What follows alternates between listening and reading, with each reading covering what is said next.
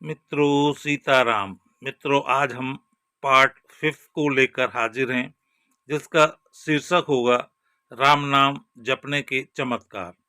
मित्रों इस वीडियो को लास्ट तक देखें, क्योंकि इसमें हम आपको जो बताएंगे वो आपको कहीं देखने को या सुनने को नहीं मिलेगा। मित्रों जो साधक राम नाम का जाप कर रहे हैं उनके लिए ये वीडियो बहुत ही महत्वपूर्ण होने वाला है।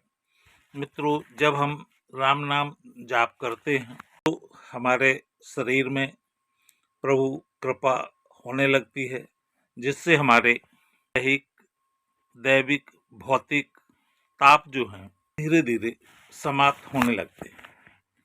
यानी हमारे जो शरीर के दुख हैं या जो देवताओं द्वारा दुख दिए जा रहे हैं तथा भौतिक इस संसार के जो कष्ट हैं वो धीरे धीरे नष्ट होने लगते हैं और साधक को बहुत ही आनंद का अनुभव होता है। मित्रों कहा जाता है दैहिक दैविक भौतिक तापा राम राज्य काहू नहीं व्यापा। यानी रामचंद्र जी के राज्य में किसी को दैहिक दैविक और भौतिक कष्ट नहीं था। तो मित्रों जब साधक राम नाम की साधना करता है तो उसके पास भी दैहिक दैविक और भौतिक कष्ट पास नहीं आते हैं, या आते हैं तो वो एक क्षण में ही दूर भाग जाते हैं। तो रामायण में तुलसीदास जी कहते हैं राम कृपा कुछ दुर्लभ नाही कर विचार देखो मन माही। यानी प्रभु की कृपा से इस संसार में कोई चीज दुर्लभ नहीं है। आप जरा सा संकल्प करेंगे और आपकी इच्छा तुरंत पूरी हो जाएगी। तो इसके बाद जो दूसरा फायदा होता है कि जो साधक है उसके धीरे धीरे संचित कर्म नष्ट होने लगते हैं और मित्रों जो उसके पाप हैं वो धीरे धीरे नष्ट होना शुरू हो जाता है। मित्रों संचित कर्म जो है वो हमारे बहुत पुराने, यानी जब से हमने जन्म लिया है तब से चले आ रहे हैं, और मित्रों हर जीवन में इनमें थोड़ा बहुत सुधार भी हो जाता है और थोड़ा बहुत बिगड़ भी जाता है।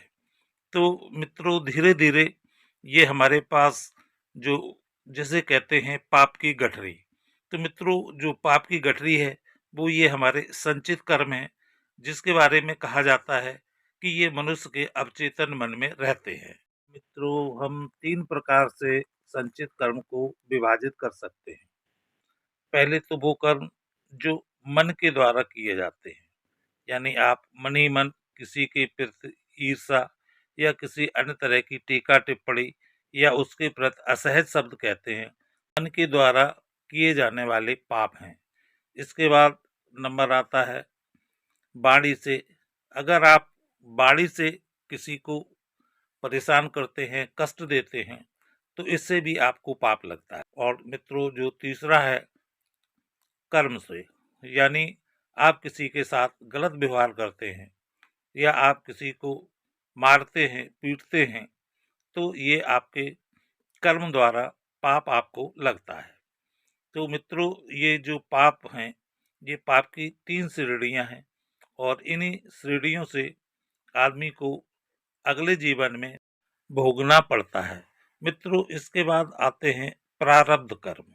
मित्रों ये कर्म इस तरह से किए जाते हैं या हो जाते हैं कि जिसमें जो व्यक्ति है उसको पूरी तरह से मालूम नहीं होता है कि हम क्या करने जा रहे हैं और गलत काम हो जाता है। उदाहरण के लिए जैसे राजा दशरथ ने श्रवण को एक ही बाण में मार दिया था, तो पुत्र वियोग में जो श्रवण के माता पिता थे उन्होंने दशरथ को श्राप दिया था कि जिस तरह से आज हम पुत्र वियोग में जान दे रहे हैं उसी तरह आपकी भी पुत्र वियोग में जान जाएगी। तो मित्रों ये होते हैं प्रारब्ध कर्म। कहते हैं कि इस कर्म को आपको भोगना ही पड़ेगा, इसमें कोई छूट नहीं मिलती है। बस इतना है कि अगर आप राम नाम का जाप कर रहे हैं तो आपको इसमें थोड़ी सी सहूलियत हो जाएगी, लेकिन अंततः आपको भोगना पड़ेगा। मित्रों अगर जातक ज्ञानी है और प्रभु में लीन रहता है, तो मित्रों उसके लिए ये जो प्रारब्ध कर्म है इसको भोगना आसान होता है। और मित्रों प्रारब्ध कर्म भोगते समय अंत में अगर उसने प्रभु राम का नाम जप लिया तो उसको स्वर्गलोक मिलना तय ही होता है। मित्रों यही दशरथ जी के साथ हुआ।